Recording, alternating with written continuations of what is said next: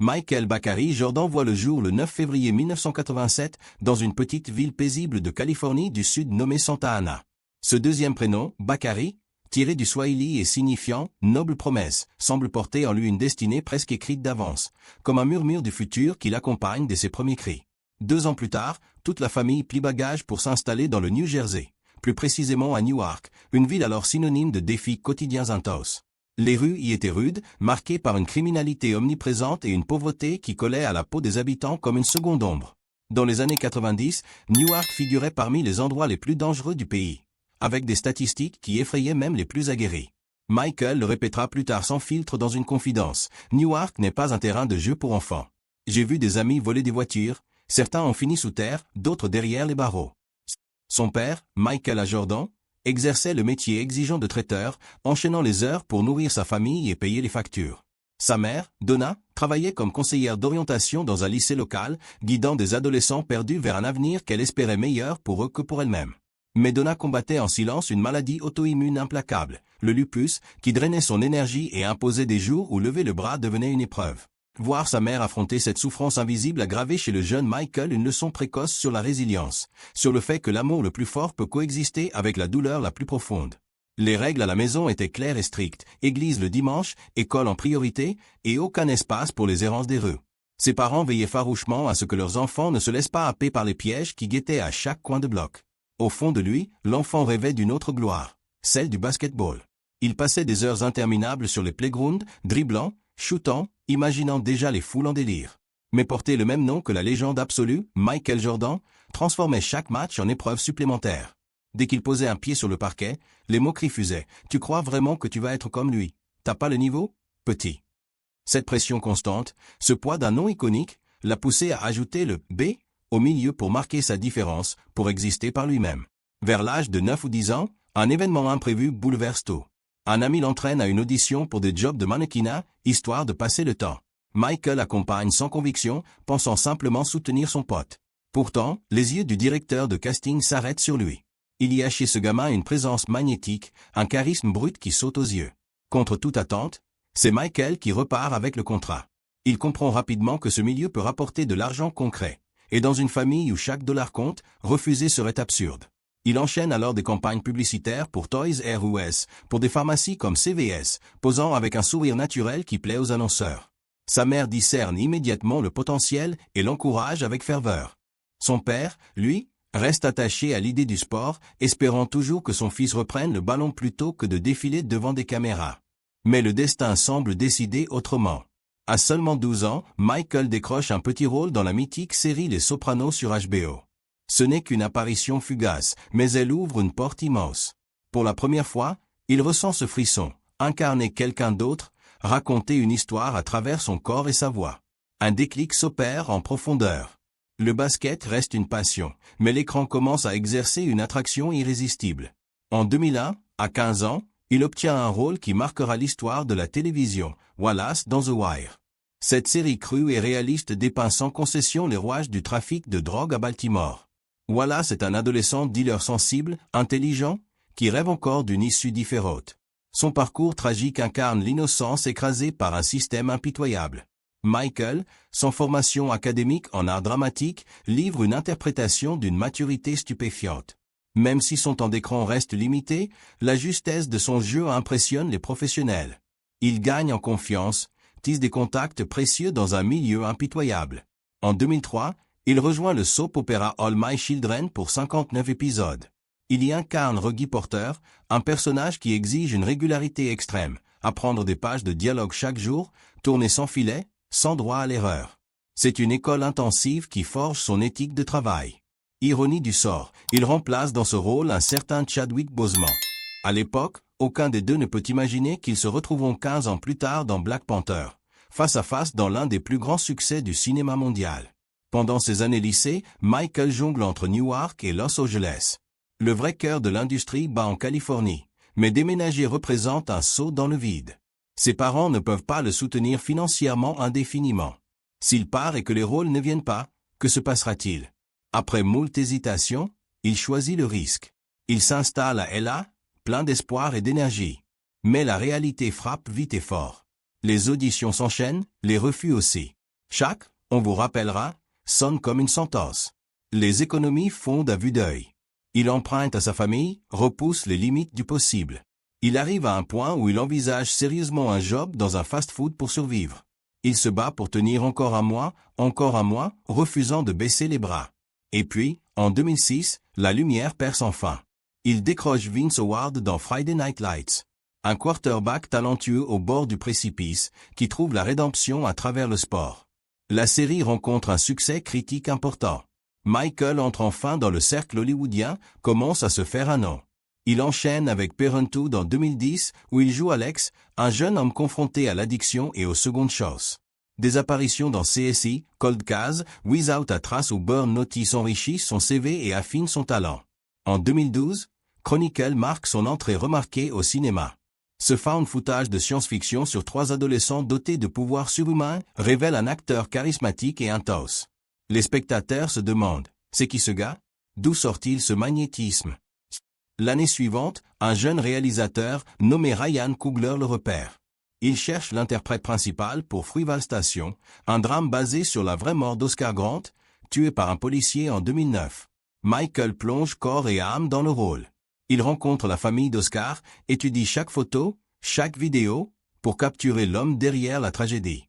Sa performance touche au cœur, puissante, nuancée, bouleversante. Les critiques s'enflamment. Hollywood Reporter parle d'une « force rare ». Certains le comparent à un jeune Denzel Washington. Time Magazine l'inclut parmi les 30 personnes qui changent le monde. GQ et Variety le propulsent comme « The Next Big Thing ».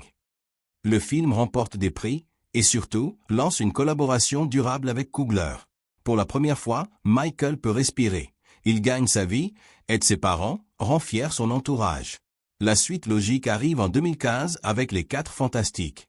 Il incarne Johnny Storm, la torche humaine. Dès l'annonce, la polémique éclate. Dans les comics originaux, le personnage est blanc. Une partie des fans conservateurs crie au scandale, accuse le studio de forcer la diversité. Michael subit une vague de haine raciste et d'une violence inouïe sur les réseaux. Il refuse de plier. Il déclare calmement, « Le monde en 2015 est bien plus diversifié qu'en 1961 à la création des comics. Je prends ces coups pour que les suivants n'aient pas à les encaisser. » Malheureusement, le film lui-même s'effondre au box-office. Critique médiocre, recettes décevantes. C'est le moment le plus sombre de sa carrière jusqu'alors. Sa réputation vacille. Mais Ryan Coogler revient à la rescousse. La même année sort Creed, spin-off de la saga Rocky. Michael devient Adonis Creed, fils illégitime d'Apollo, déterminé à tracer sa propre voie. Pour ce rôle, il s'entraîne comme un vrai boxeur. Régime draconien, levé à l'aube pour courir, heures interminables en salle. Il refuse les doublures pour les combats. Le résultat est saisissant. Le film triomphe, critiques enthousiastes, public conquis. Michael prouve qu'il peut porter un long métrage sur ses épaules. En 2018, Black Panther élève tout à un autre niveau. Il incarne Eric Killmonger, antagoniste complexe, nourri par la rage contre l'oppression systémique. Son personnage, loin du méchant caricatural, gagne la sympathie d'une partie du public. Certains le préfèrent même au héros principal. Le film explose, plus d'1 milliard au box-office, phénomène culturel mondial. Michael devient une icône planétaire. La même année, Creed 2 confirme son statut de tête d'affiche fiable.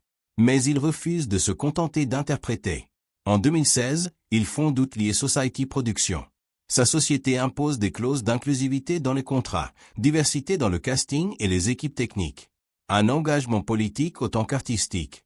Il explique, « Je veux que ceux qui me ressemblent aient leur place ». En 2019, il produit et joue dans Just Mercy. L'histoire vraie de Brian Stevenson, avocat défendant des condamnés innocents. Le film reçoit des ovations debout à Toronto. C'est l'un de ses projets les plus personnels, traitant de justice raciale et de rédemption. 2021 apporte 2 revers, Without Remorse et Journal for Jordan. Le premier, adaptation d'un roman de Tom Clancy, passe inaperçu. Le second, drame romantique mis en scène par Denzel Washington, reçoit des critiques mitigées. Michael ne se décourage pas. En 2022, il revient dans Black Panther, Wakanda Forever, puis réalise et joue dans Creed 3. Ce 3e volet de la franchise est un succès massif. En parallèle, il devient copropriétaire du club anglais AFC Bournemouth.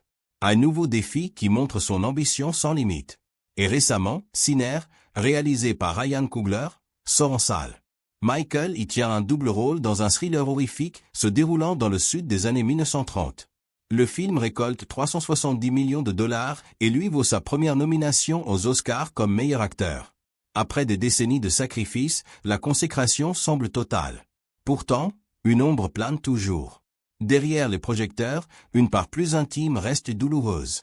En 2021, il lance une marque de rhum baptisée Joubert.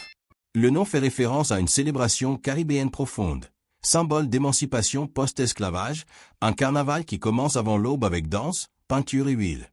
Rapidement, la communauté trinidadienne s'indigne, appropriation culturelle. Nicki Minaj, originaire de Trinidad, intervient publiquement pour demander un changement de nom. Le gouvernement de Trinidad et Tobago s'en mêle.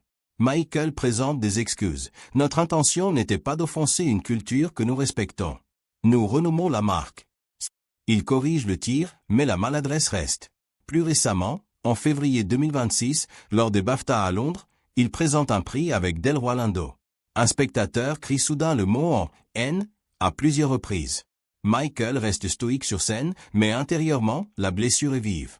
L'homme souffre du syndrome de Tourette, ce qui explique l'incident. Pourtant, la réaction des organisateurs choque. Ils minimisent, tentent de convaincre que ce n'est pas grave. Pire, la cérémonie n'était pas en direct, la séquence aurait pu être coupée. Michael se sent humilié, trahi par l'institution. Des sources proches rapportent qu'il était dégoûté par la gestion de l'événement. Mais la blessure la plus profonde reste personnelle. Sa vie amoureuse a souvent été discrète. En 2021, il officialise avec Lori Harvey, fille de Steve Harvey. Pour la première fois, il assume pleinement une relation publique. Photos sur les tapis rouges, déclarations tendres. Il y croit vraiment. Jusqu'en juin 2022, où tout s'effondre sans explication publique. Des proches confient que cette rupture l'a dévasté comme jamais. Il avait ouvert son cœur, rêvé d'avenir commun. Et puis, en 2024, sur le podcast Don Purpose avec Jay Shetty, il lâche une confidence inattendue. Interrogé sur le meilleur et le pire de sa vie, il avoue une solitude pesante. Jay Shetty le taquine gentiment. Comment l'homme le plus sexy au monde peut-il se retrouver seul? Michael répond avec une honnêteté brute. Il parle d'une solitude qui accompagne la responsabilité, d'un poids isolant. Personne ne comprend vraiment ce que ça fait. Parfois, je tombe dans ces espaces où je me sens juste seul, vraiment seul. Il oscille, il désire une relation, mais ne sait pas qui pourrait entrer dans son monde chaotique. Il veut être un bon père un jour, mais refuse de se précipiter. Sa carrière exige tout, focus absolu, sacrifice constant. Le succès amplifie paradoxalement le vide. Avoir la gloire, l'argent, le respect, et pourtant sentir un creux au fond de la poitrine. Cette vérité-là, plus que les échecs professionnels ou les polémiques, touche profondément.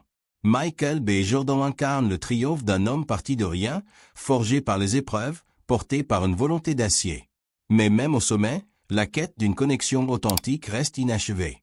Derrière le sourire éclatant des couvertures de magazines, il y a un homme qui continue d'avancer, résilient, ambitieux, et parfois terriblement seul. Son histoire n'est pas finie.